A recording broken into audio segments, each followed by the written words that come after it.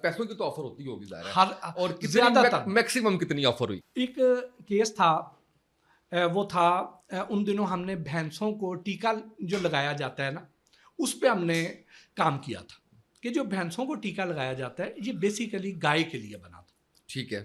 America में ये तैयार हुआ, लिली कंपनी ने बनाया, और इसका जो डोजियर था वो ये कहता था कि ये गाय के लिए है टीका, और गाय को भी 14 दिन में एक बार लगेगा। बिल्कुल ठीक है। ठीक, ये हार्मोनल इंजेक्शन था।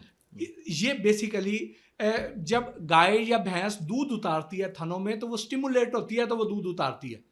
ठीक, और वो उसका बच्चा जब वो पीने के लिए आएगा उसके लिए दूध उतारेगी, तो ये उसके बच्चे को पीने नहीं देते, तो उसको आर्टिफिशियली स्टिमुलेट करने के लिए उसको इंजेक्शन लगा देते। अब यहाँ पाकिस्तान में उसकी प्रैक्टिस ये हो रही थी कि गाय की बजाय भैंसों को लगाया जाता। यहाँ भैंसों की तादाद ज्यादा है बिल्कुल पाकिस्तान, सही। और भैंस का बॉडी टेम्परेचर गाय की निस्बत 4-5 डिग्री ज्यादा होता है। सही है। यही वजह है कि भैंस जो है वो जब पानी में जाती है गर्मियों में तो वो निकलती नहीं है। वो मुहावरा बना हुआ गई भैंस पानी में, तो वो निकलती नहीं है। तो बेसिकली उसको जब ये इंजेक्शन लगेगा तो उसका बॉडी टेम्परेचर ऑलरेडी ज्यादा है, वो हर वक्त बुखार में मुब्तला रहेगी और उसके थनों में इन्फेक्शन शुरू हो जाएगी। अब उस कई बार आपके घर जो दूध आता है उसमें से एक हमक आती है। सही है, बिल्कुल अब गवाले से बात करें, कहेंगे ये इसमें से हमक आ रही है, वो कहेगा जी पट्ठियां दा फर्क है, थोड़ा दिन तक ठीक हो जाएगा। हालांकि वो पट्ठों का फर्क नहीं होता, वो चारे का फर्क नहीं होता, वो उसमें पस और पीप आ रही होती है जो आप दूध में पी रहे होते हैं। बचपन से ये बताया हुआ है कि ये पट्ठे जो है हाँ वो उसकी वजह से है। तो वो ये है कि थोड़े दिनों तक इन्फेक्शन ठीक हो जाएगी, उसको हैवी डोज एंटीबायोटिक की खिलाएंगे, वो इन्फेक्शन ठीक होगी, तो वो उसके स्मेल खत्म हो जाएगी, वो कहेगा उन पट्ठे ठीक हो गए ना जो स्मेल दी मैं ये तक सुना हुआ लोगों से कि यार ਤੁਹਾਨੂੰ पता ही नहीं है, ਤੁਸੀਂ ਪਿੰਡ ਦੇ ਤੁਹਾਨੂੰ पता ਹੁੰਦਾ कि लाजमन आंदी के। ठीक, तो वो उसके पीछे ये इंजेक्शन था। ओके। अब इसकी वजह से वो भैंस जो है वो प्रेग्नेंट नहीं होती है। इसकी वजह से भैंस अपनी उम्र से पहले मर जाती है, जल्दी मर जाती है। वो मरी हुई भैंस जो पहले लोग दफना दिया करते थे, अब वो उसको बेच देते हैं अक्सर लोग। बाद जो बेजमीर लोग हैं वो उसे बेच देते हैं, वो मुर्दा भैंस फिर हम खाते हैं।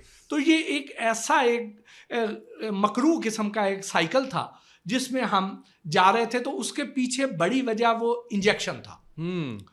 तो पाकिस्तान में 2-3 कंपनियां उसको इंपोर्ट कर रही थी। हमने उस पर सारी रिसर्च की और लाइफ स्टॉक डिपार्टमेंट में उस वक्त नसीम सादिक साहब सेक्रेटरी लाइफ स्टॉक थे, उनके साथ शेयर की। उन्हें मेरी बात समझ आई, उन्होंने इस पर पाबंदी लगवा दी। ठीक है, और उन कंपनियों ने इसको चैलेंज कर दिया कोर्ट में। अब वहां पे इम्कान ये था कि ये पाबंदी उड़ जाएगी। ठीक है, तो वहां पे जाके फिर मैंने केस प्लीड किया, मैंने भी जाके अपने दलाइल दिए। बिल्कुल ठीक। तो उस वक्त ये उनको लगा कि केस हमारे हाथ से निकल रहा है, तो उन्होंने फिर मुझे बड़ी अप्रोच की। अच्छा। और उस वक्त ये पोजीशन थी कि मेरे पास एक 2003 मॉडल की सिविक थी पुरानी, 5 मरले का घर था। उन्होंने मेरी सारा पता कराया, किराए का घर था।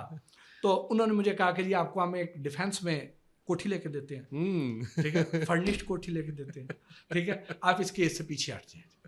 मैंने कहा यार काम तो नहीं होता।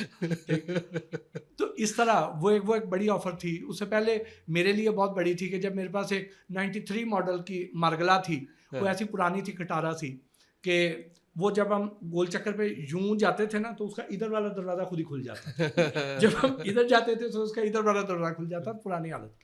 तो वो जो गाड़ी थी उस वक्त हमने, ये वो दौर था कि शीशा कैफेज, आपको पता लाहौर में बहुत ज्यादा ऐसे ही है। शीशा कैफे में ये क्या करते थे कि उसमें पानी की जगह पे शराब भी डालना शुरू हो गए। अच्छा। और उसमें ऊपर कोयलों में हैश भी डालना शुरू हो गए थे। ओके। अब इसकी एक एडिक्शन शुरू हो गई थी। सही। अब ये जो जुल्म हो रहा था ये बहुत ज्यादा, इस पे हमने काम शुरू किया। तो हमने लाहौर के सारे शीशा कैफेज पे पाबंदी लगवा दी। सही, बिल्कुल ठीक है। उस वक्त तो अभी की बात है, कोई 10 साल 8 साल, ये बात है 2009-10 है ना, ठीक है, 14 साल, ठीक है। ये पोजीशन थी कि सिर्फ MM आलम रोड पे 24 रेस्टोरेंट थे।